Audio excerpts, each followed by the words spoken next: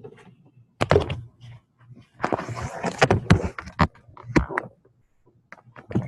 I'm gonna get there.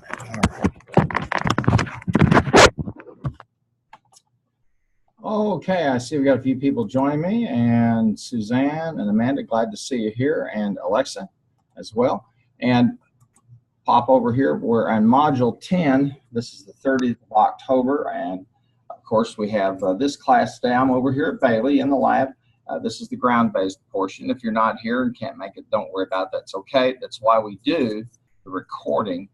And I want to talk for a few minutes, just some housekeeping kinds of things so we know what's going on. Wednesday, I'll do a screencast for you in advance. I've got to go to the dentist, lucky me, and so I'm going to be out of pocket for most of the day, but I'm going to pre-record tomorrow a session for Wednesday, so you'll have that as well. Now, here in this week, we're going to look at, I've got the key for single arbitrary, and I will talk about it, and then I also have a Zoom link that talks about it. Now, we're going to work on the support center case, the outliers case, which is chapter 9 over in the Data Smart. So the Data Smart book, okay, chapter 9 on detecting outliers, and that starts over on page 335. So we're going to work on that case, okay, and that'll be due. Then we're also going to, will have Hammond's port, okay, Hammond's port 1, that will be due as well, okay. And that's due on the 3rd, which is Friday, and then chapter 11, you have an exam on it. Now I have some as I mentioned, I have some resources for you. One that talks about the return on investment on analytics, and then again some things that reinforce. And I think I should show these to you guys last week, the importance of managing waiting lines properly. Now, as we move into the course, let's look and see what's coming up next week. Okay, and next week I'll go over the Hammond's port. We'll talk about it, and then you'll have an exam on chapter 12, and I have all kinds of resources here about using the norm inverse and the norm distribution function in Excel. So when we look at these Poisson distributions and waiting lines, we can see how these tools are kind of mirrors of each other. And I have another resource there and how we use that in Hammond's port number 2, which will be due on the 10th. And so, you know, we're rolling along, and I've got some resources there to talk about Little's law and how that's applied to emergency rooms and reducing work in process. So I've got some examples for you there of how we manage these waiting lines. So we've kind of stayed with that issue of waiting lines, queuing theory, and then with the Foreman text, that is the Data Smart text, we're looking at outliers. Now, here's where we've come so far with the Foreman text and the Data Smart text. We did cluster analysis. So we looked at how things group together, and we used Euclidean model to do that. Okay, and then we used Bayes' probability theorem in trying to build a predictive model. We looked at 150 tweets about a product, 150 tweets that were not about a product, and we used it to differentiate them and build a build a predictive model. And in doing so, we also got our feet wet with what we call big data, okay, or unstructured data. And as you recall, we used several of the string and text functions in Excel to clean those data up, and then to reduce them to what we would call a token, something I could count. And then we took those that and we got the length of each tweet, a pure count, and we compared those. And so we've worked around that. Now we're going to look at outliers, okay, and we're going to see how do we detect those data that are outside of the norm or outside of what we would really expect. Now, if you would talk about it in terms of if you talk about it in terms of the normal curve, you're talking about something above 3 sigma, okay, above or below the mean. And then if you're talking about, say, a linear distribution, you're talking about something that's way off of the rest, that's way north or south of that linear regression line, where most of the values should be hugging.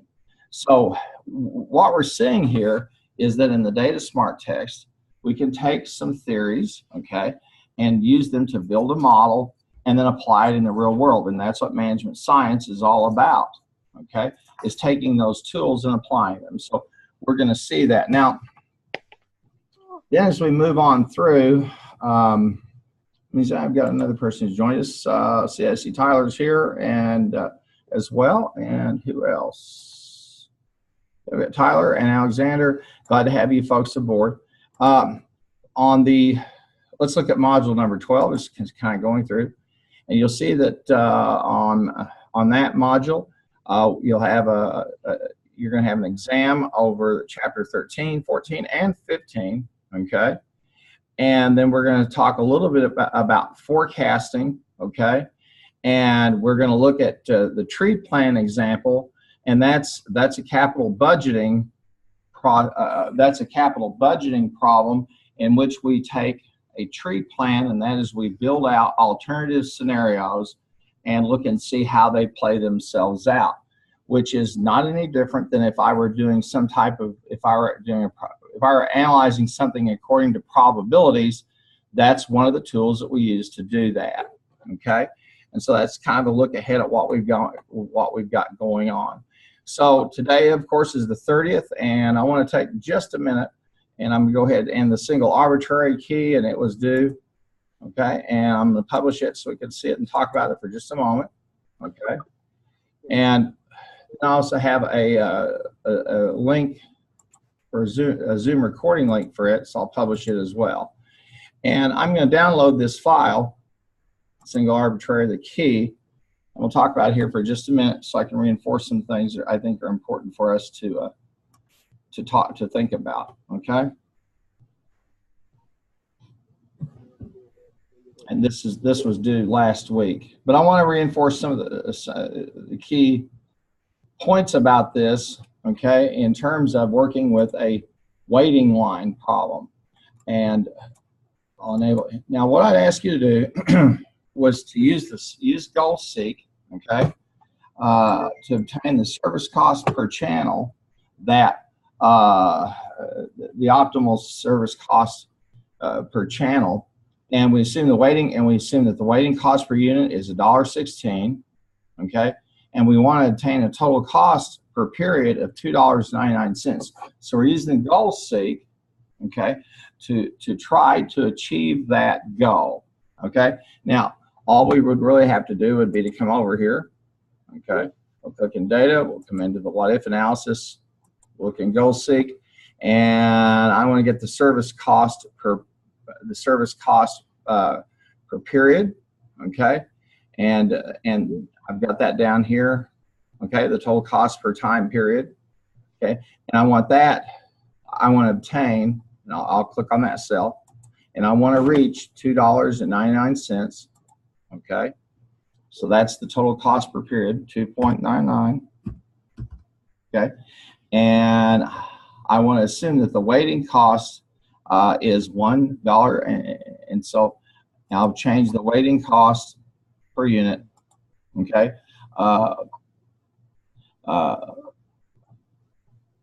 Let me start myself over. I'm going crazy today.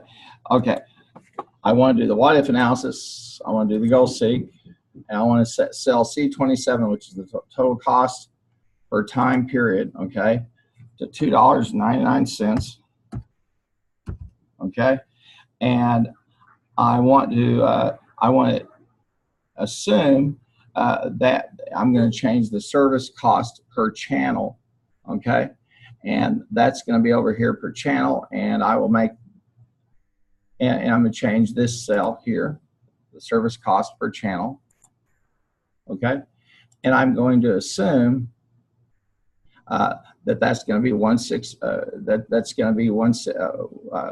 The waiting cost is 116, and I'm going to change that. Let's do the OK. There we are. Okay, now we get a little bit of a glitch on this because it wants some integers in it. But the bottom line is, if I go ahead and I set the waiting cost at 116, okay, and I set this, and the service cost per channel is 89, which is there, I get the 299, and we'll just show you the average number of customers in the system, okay, and then we have B20. We have, first of all, B24, okay, which is the waiting cost per unit, okay, times C16, which is the average number of customers in the system, okay, and then that's going to be times B25, which is the service cost per channel.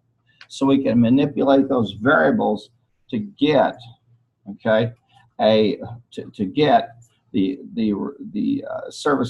total cost per time period. Now again, single arbitrary is single arbitrary because it has some arbitrary values built into it. And I want to go back over there for just a second in the text and talk about it. Okay, and over single arbitrary is over in 519 through 521. Okay, and I want to take a look at it for just a minute and talk about it some. Now, when we say something is single arbitrary, okay, what we mean is that we have, okay, arbitrary service times. Okay, we assume that arrival times are random. You can never ever assume that arrival times are arbitrary. They're just not. They're random, and so we assume that they're random. Well, I'm not going to say that's always going to be true. Be the case most of the time. So we want arbitrary service time. In other words, we want to spend only a certain amount of time servicing each unit that comes through, and that's what that whole exercise is about. Is just simply setting those variables in, and you could use the goal seek if you wanted to change the total cost per time period. You could change you could change the service cost per channel or the waiting cost per unit. Okay, now these figures, the waiting cost, the service cost is pretty intuitive. That's easily understood.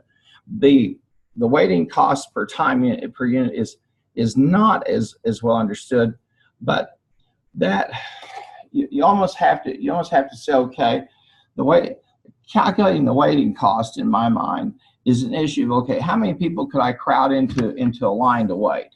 Okay, how many people would not wait but would simply leave and never come back? And so that's one of these pieces of these models that folks still have yet to really flesh out, which is why I provided you some resources to look at in terms of asking, well, how long will customers wait, okay, before they're served? And there are all kinds of standards out there and a lot of studies on how people do that. That's pretty much what was going on with this. And this was a single classic, okay, a classic single channel model, okay. And you say, what do you mean? Well, let's go over and take a look at that. And I'm going to pop back over here. And we'll go back over to page, I'll find here for it. At over at the bottom, page 502, they show you that burger dome. Okay, there's a single channel. There's a single channel. There's one waiting line, one server, okay? And you can have variations on that theme. And if you look over at page 516, just to kind of reinforce this again, what you'll see, okay, is that you've got something that looks suspiciously like a marginal cost curves, where you've got the total cost, okay, comes down, and then once you've gone past the point of optimality, the total cost starts to go up, service costs tend to go up, and waiting costs tend to go down. So they tend to run in inverse. If you service people faster, okay, if you have more lines open, you have more people at the registers, that service cost goes up, the waiting cost goes down. This is a lot like inventory where you talk about holding costs, okay, versus ordering costs. And so you're balancing the two of them off. And that's pretty much what was going on with single arbitrary. And so that, I've got that for you to see and to look at. Not that big of a deal. And again,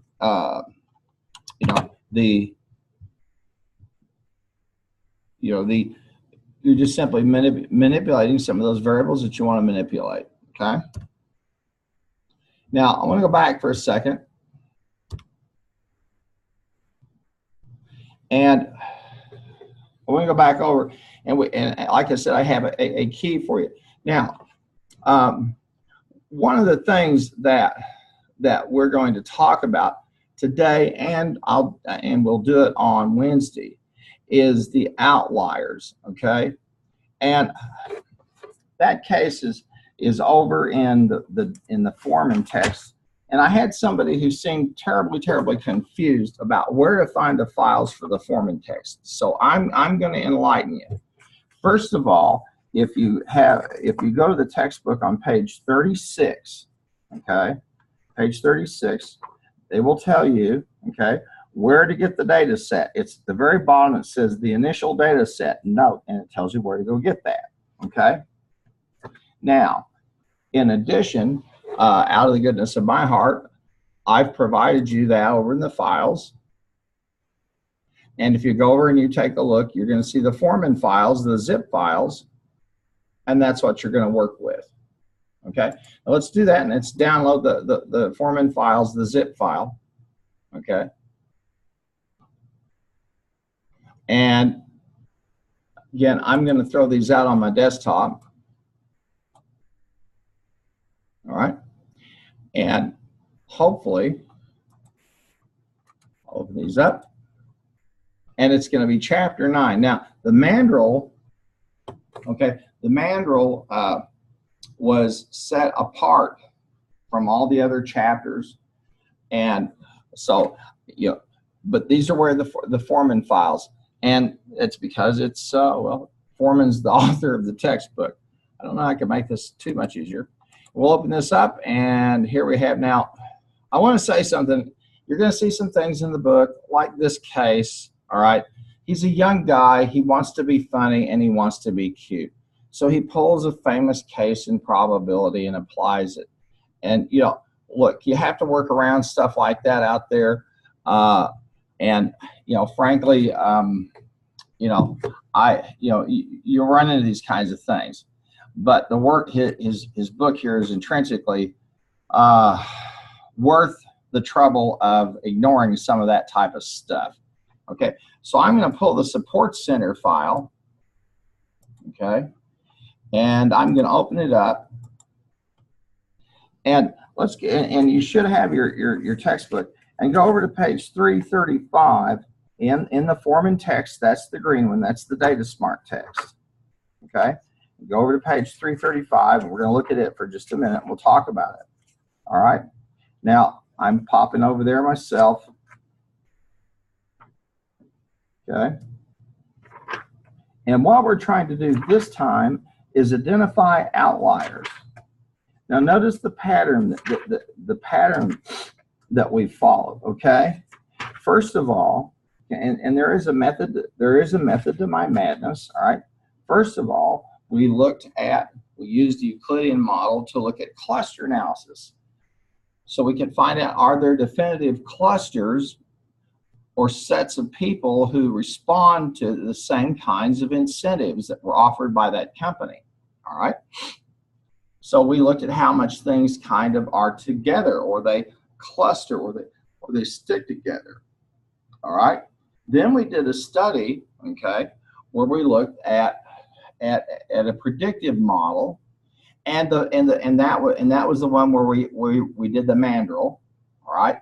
And that's and a key part of that was to show you the type of unstructured data. So you hear people talk about that.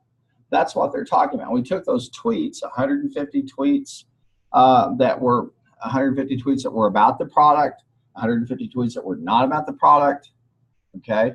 And then we cleaned them up, and so we could turn them into tokens, and we counted, and we used a counter function. We created one, and we got counts, and then we took 20 that were representative of they were about mandrill, 20 that were not, and we used those counts as a basis to build to see if we could build a predictive model. And I think, if I'm not mistaken, we were about 90% accurate, which for the real world's not bad at all. So if they said, okay, we've got these filters, and so the other is when you hear people talk about filters on their email, okay? When we went through those tweets and we used those string functions, okay, and those text functions to clean them up, that's pretty much the same thing that's embedded in any of these products, like the one that MailChimp uses to help people manage their email and to take stuff that people don't want or need to see and throw it away, and then allow you, okay, to just focus on what you want to look at. And Microsoft has its own little product, and if you've been using the OBU email, you'll notice every now and then you're going to get an email from something called Microsoft Clutter. And what they're saying to you is, this is what our filters have caught. Do you want to see this, or do you want to get rid of it? Okay, which is kind of their version of the product. Well, let's look at this at this case, and in this instance, rather than looking at how things hug what we would call a linear curve, okay, or a linear trend, how much things are clustered together, or can I predict things? Okay, again, kind of a linear regression approach. Now I have something totally different. I'm going to look for outliers. Okay, I want to find those outliers. Now, this is not too different than when we did the data envelopment analysis of those hospitals, where we took the hospitals that were in that system, we built a composite. Okay, you remember the DEA, data envelopment analysis. We built a composite model, and then we compared a hospital versus the composite to see which was more efficient. And so we created a benchmark of sorts. Okay, and so management could look at that and go, well, this hospital's far more efficient than the other, we'll use it. Or management could say, this hospital's not more efficient than the model, it's less efficient, we need to go and make some decisions about it. Remember, problem solving and decision making are two very different things, as the authors point out to us in the first chapter. And as the authors point out to us in the first chapter, we always look for a model that we can use, okay? And we build that model, and then we see if it works in the real world. And they walk us through each of those.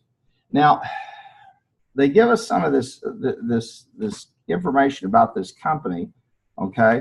And you know, as usual, the author, you know, he wants to be kind of funny, and he talks about the case of Hadlam versus Hadlam, and you know, and then he talks about applying the forecast model and applying Tuckey sheet fences. That would be worthwhile for you to see, okay? Nothing too bad there. But again, I'm just not going to cover it because I just don't think it's okay, but I don't think it's as valuable, okay, as what we're going to see when we work with this case involving the outliers. And these are a bunch of people who work at a call center, okay? And you'll notice, and let me point out something to you over on page 343, where he talks about robust measures of centrality and scale, okay? In statistics, data analysis, or analytics, we are always looking for measures of central tendency, okay? To what extent do things stick together, okay? Then we also look for variability, okay? And we look for how much things differ. And if you went out to, okay, and you looked at any statistics textbook, it really boils itself down to one of those two. Okay? Now, it will also have some things like predictive techniques, but those predictive techniques are based upon a concept of, say, linear regression that says, and you know, remember back if you took business problem analysis with me, we did that linear regression problem. So that's what we're trying to find. In this case, we're trying to find outliers. Now, this deals with a bunch of employees, and if I remember correctly, they're at a call center. Okay, this could be also if I'm trying to see if I was studying how people respond to a drug we've developed, or how do people respond to a product service bundle.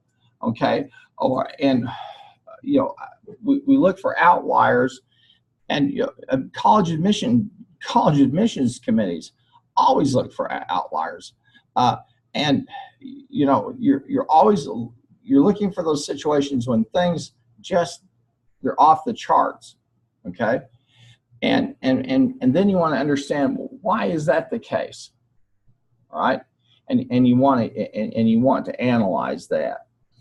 Now, look, the same thing would be, let's take a sports analogy. All right, if you have a kid out, I saw it. I think I saw it on ESPN or maybe America Online or somewhere.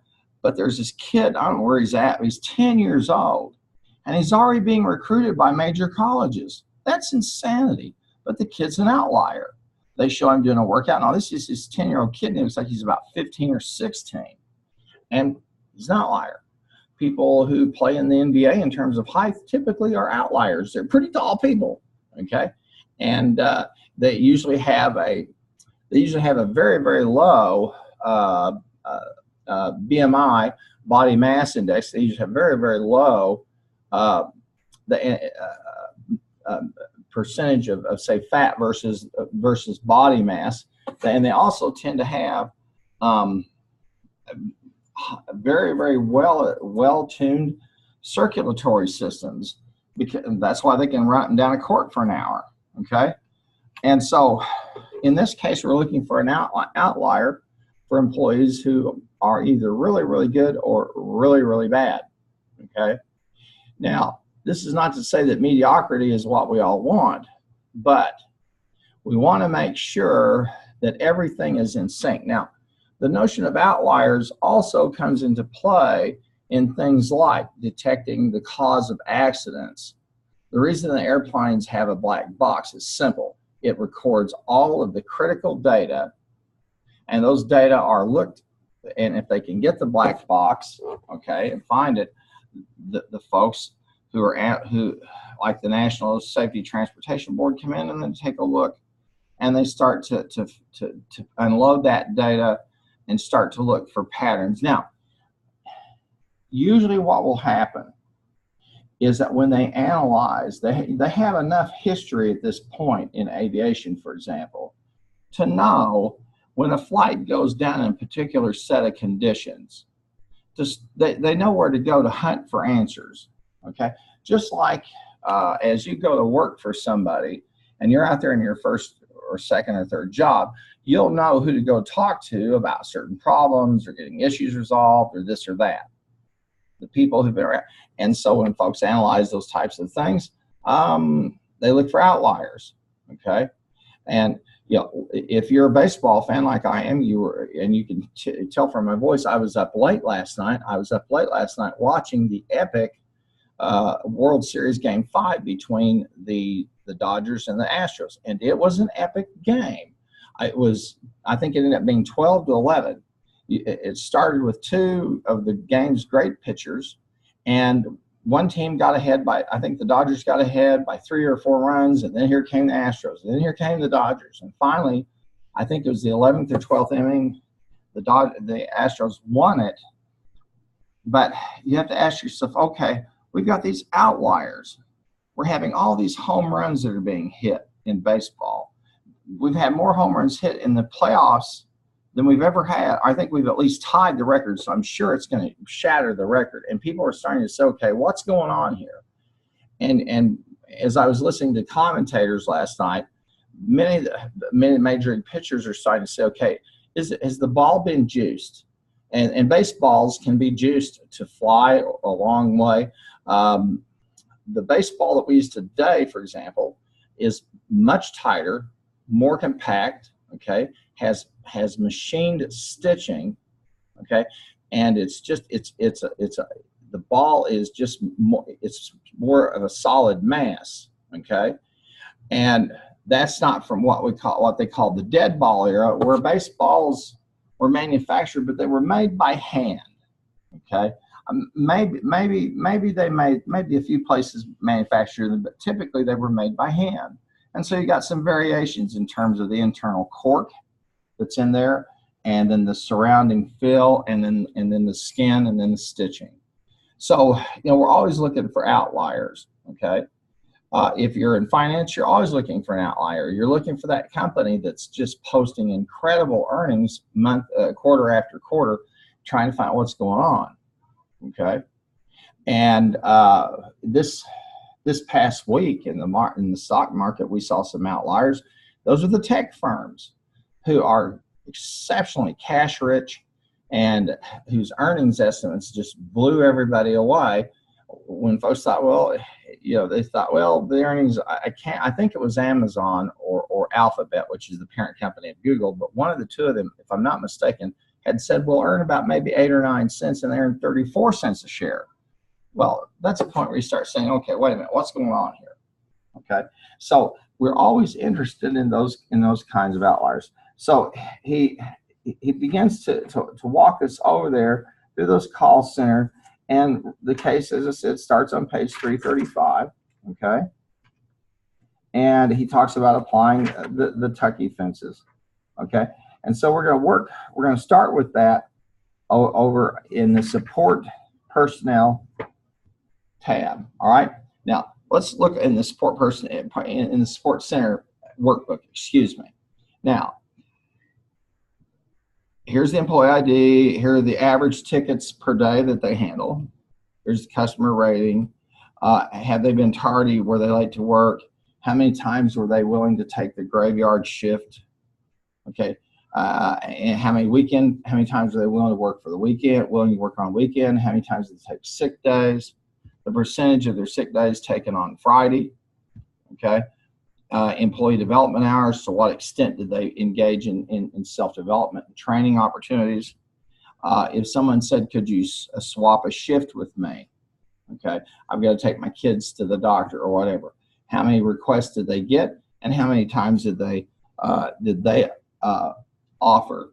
Okay, how many times did they request pardon me? How many times did they request a swap of their shift? Woo, gotta be careful there. And how many times was one offered to them? So we've got some data there about, it's kind of a grab bag of attendance and some things that may be indicative of attitude or commitment. Okay, and call centers are tough operations. Okay, because if they're open 24 hours a day, 7 days a week, it's hard to find people who work those kinds of hours, who'll come in at Sunday morning at 6 a.m. and work till 2 p.m. That's a tough thing to do. Okay, but many times customers want 24-hour days, 7-day-a-week support. And so this case is about looking at the employees in a call center and trying to determine something. Now, we got some good data here, and we start at the table. Of course, we've got the employee ID, okay, which certainly makes sense. Then the average number of tickets per day. What is the volume that they take, okay, in terms of tickets? Is this person handling a lot of the incoming calls, okay? And then, so that's kind of a quantity measure, okay, in column B. And then column C, okay, we get a customer rating, okay? And then we've got these, and these are all numeric data. You can see. So that's really those are our base data for the case, all right? And so now I want to point something out to you before I go too much further. Okay, a resource that's over here. All right, and I'm going to go back here into the module.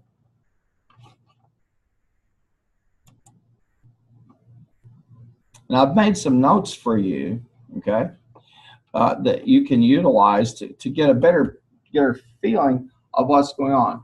And one of them is Support Center 1.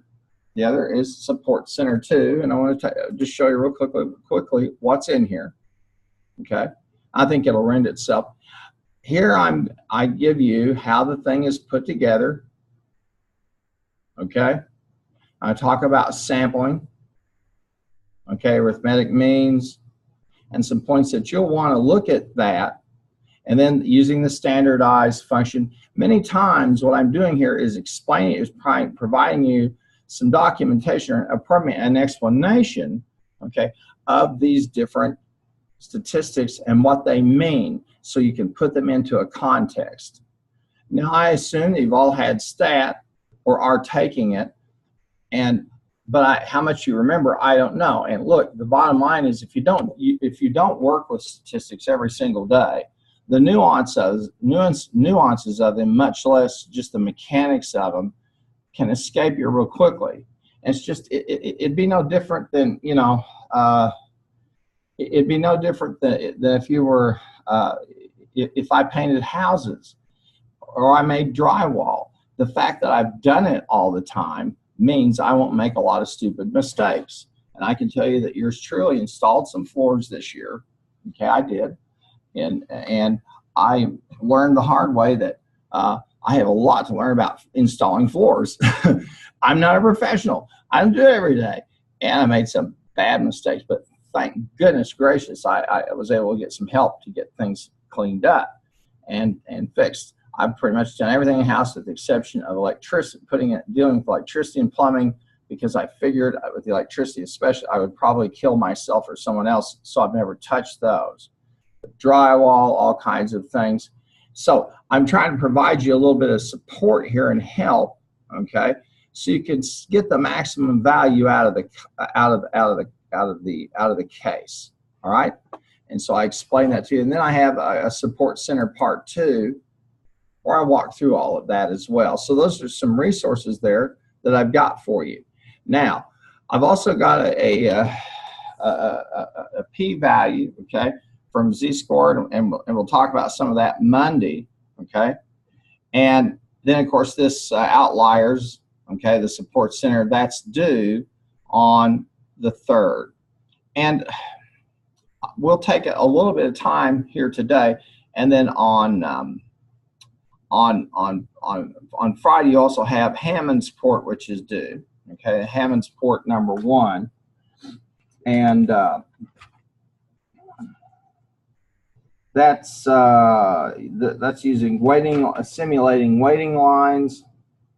Okay, and that's over on pages 561 to page 572, if I'm not mistaken, and that's in that's over in the management science text. So I probably will spend some time. I may not spend too much time with Hammond's port. I think it's pretty self-explanatory. Let me open it up here for just a moment. Okay, and I'm asking you to use goal seek to obtain a probability of waiting. You know, just change some variables and tell the pages you need. And the files, the Hammond's port 1 is over there in the files. Okay. Now, so in this support personnel, this is really just this is the set of data that we have, okay? Now, and I've got to see a few more people have joined us. Let's see, I see, looks like Connolly, and if I missed you, Nick as well, okay? And if I don't acknowledge your presence, my apologies, but glad to have you here. And, you know, I know people are busy and take advantage of this ability to see the recorded lecture, the screencast, and I'm good with that, okay? Now, let's click on standard, and this tab is called standardize, and this is where we standardize all of these data, all right? and we use that standardized function in Excel. Okay, and you're going to want to take a look at Hammond's outliers support personnel part 1. Okay, which will explain that statistic. But let's look at it for just a minute. We'll click on the FX, and we want to standardize. Okay, and this is from the support personnel tab. You can see that. That's why there's that exclamation point. B2. Okay, and then we've got it in support personnel B402. Okay, and 402 is the mean, and then the standard deviation is down there at B403. So what we're doing is basically standardizing this, and in a sense we're almost creating like a z-score. We're standardizing this, and when you hear people say like, well, I'm gonna curve the grades, this is what really you're doing. Okay, because we know that these average daily number of tickets are simple counts. That's all they are. They're just counts. And count data can be deceiving. Now, from a purist standpoint, for him to utilize these counts and to get and to calculate a mean and a standard, the mean works. The standard deviation, there are statistical purists who would say these are count data, they're not interval data. Now, you and I, though, know the difference between 1 and 2 is 1. The difference between 2 and 3 is 1. Okay? But what does that mean? Well, so a lot of times what we'll find is we mimic, we'll mimic statistical data. Okay? So we're going to use the standardized, and we just simply we take that B2, that average daily number of tickets, okay, and we calculate the mean, okay, and then we create the standard deviation from that, okay, and and so we normalize or standardize those data, okay. Now I'm going to click OK. I'm going to click here, and we'll go down all the way down to B402, B03. In fact, if we come down here, you're going to see, okay, and that's over in the support personnel, excuse me.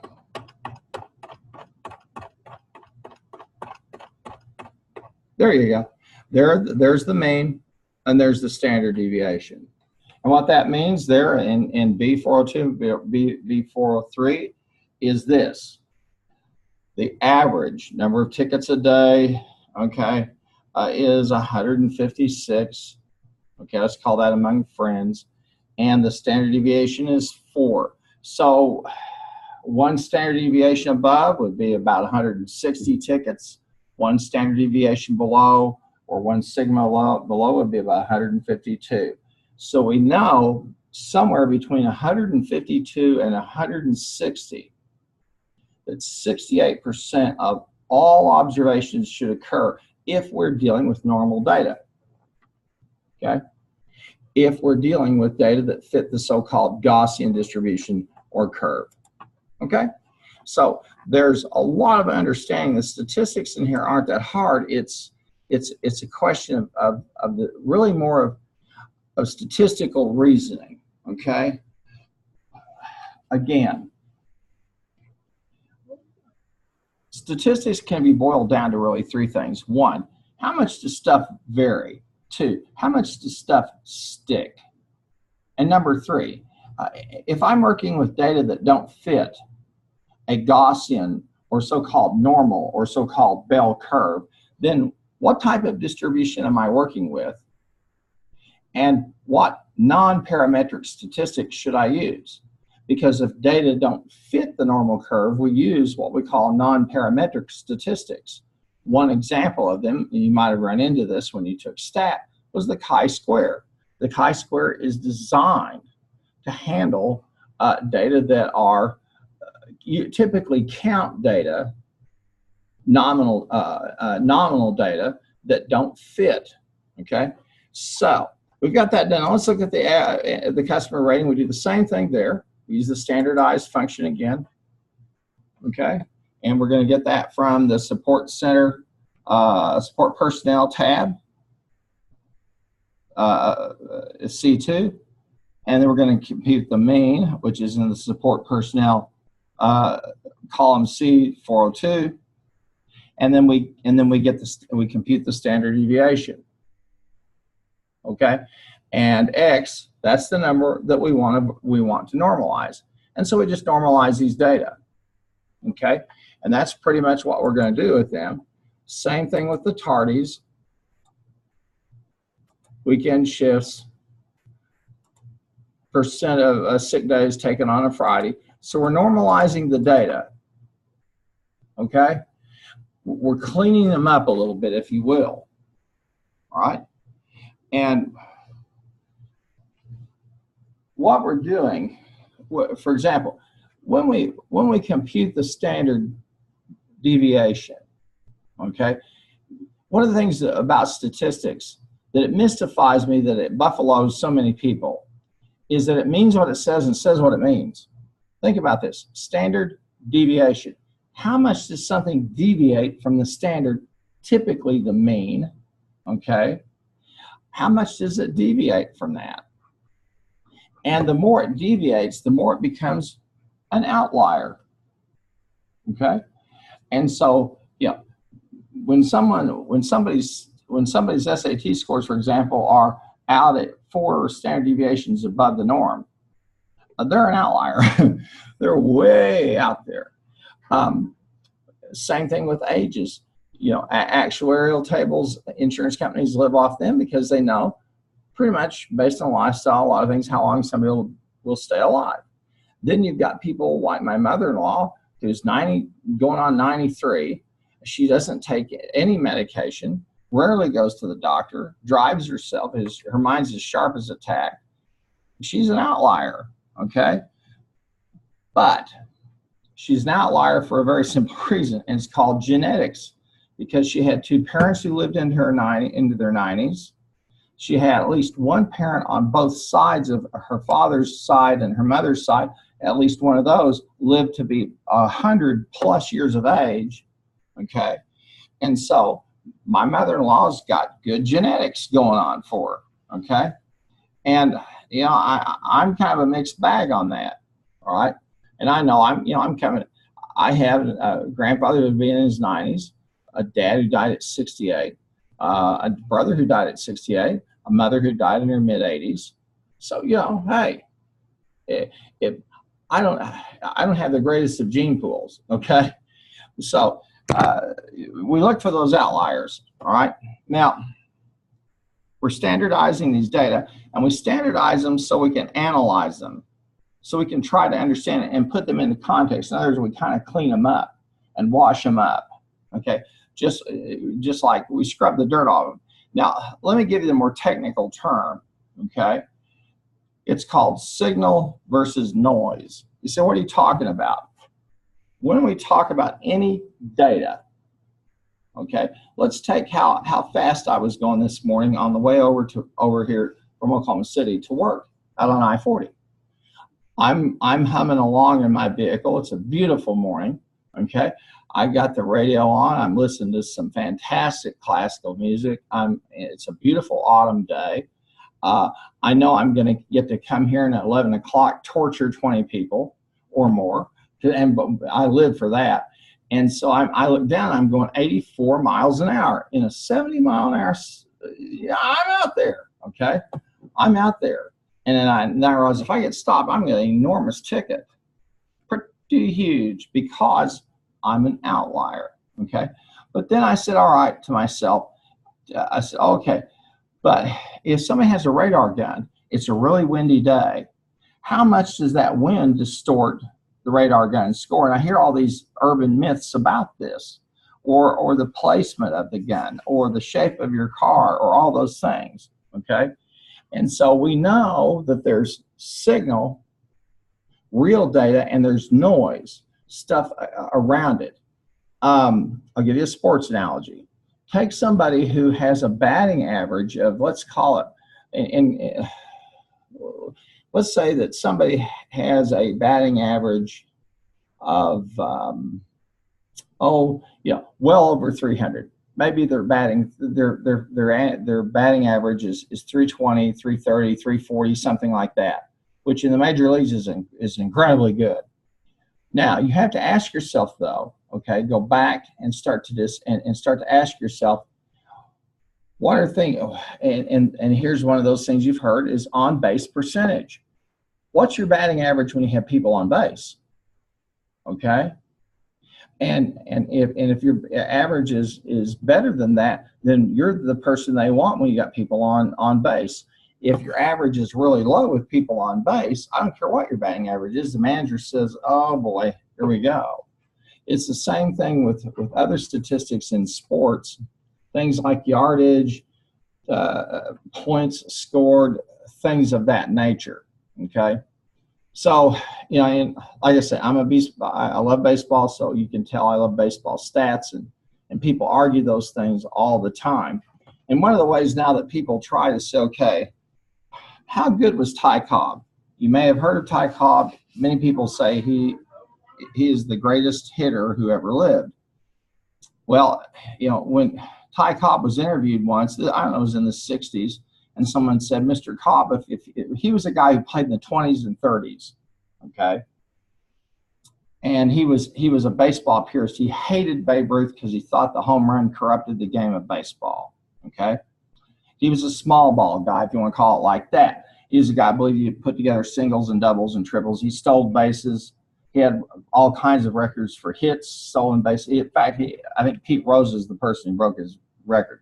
But I was in the 60s or 70s, a guy interviewed him and said, Mr. Cobb, if you were in the major leagues today, what do you think you'd hit? Now, he had a lifetime average of about 340 or 350 somewhere. He said 315. And the writer was stunned. He said, only 315? And then Ty Cobb said, I am 72 years old. So you got to put it all in perspective. Well, we standardize these data, okay? And we're at the distances part, and now we're going to start to try to figure out, okay, how distant are these scores from each other? And we're going to compare everybody against everybody. Well, we're at 11:50. I started a little bit early, okay? And as I told you before, what I'm going to do is I'll do a pre-recording for Wednesday, because Wednesday I get to go to the dentist. Lucky me. And so I'll do a pre-recording for that and have that there for you to take a look at. And it will probably go over 50 because I'm going to go in as far as I can. So what you want to do is kind of chunk that time out. Just like with this, you want to those of you who listen in whenever you come in, those of you who are now, the rest of you who listen, chunk these times down. And I'll cover the distances and the rank and the K distance. Sounds familiar? We used it before. And then the reach distribution. And we'll have an analysis here in terms of those that are outliers. Okay. Thanks a lot for the time, and I'll have that thing recorded and posted over there for you guys by Wednesday at 11, so you can take a look at it. And remember, it will probably be more than just the 50 minutes. In fact, I may do a part 1 and a part 2 because of what we're dealing with in terms of the complexity of this. And I do want to spend a little bit of time on the Hammond Sport. So thanks a lot for your time, and look for the next one on Wednesday.